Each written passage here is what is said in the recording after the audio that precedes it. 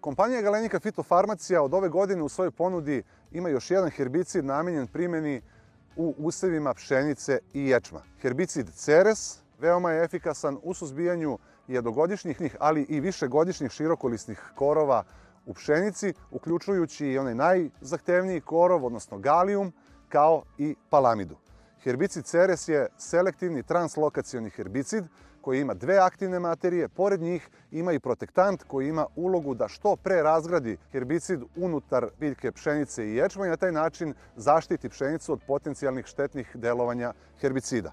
Herbicid Ceres se vrlo brzo usvaja preko lišća korovskih biljaka, unutar kojih posredstvom delovanja dve aktivne materije utiče na sprečavanje daljeg porasta korovskih biljaka koje prvo zaostaju u razvoju, a zatim gube turgor i na kraju propadaju. Na taj način Ceres oslobađa usev pšenice od prisustva svih širokolisnih korova.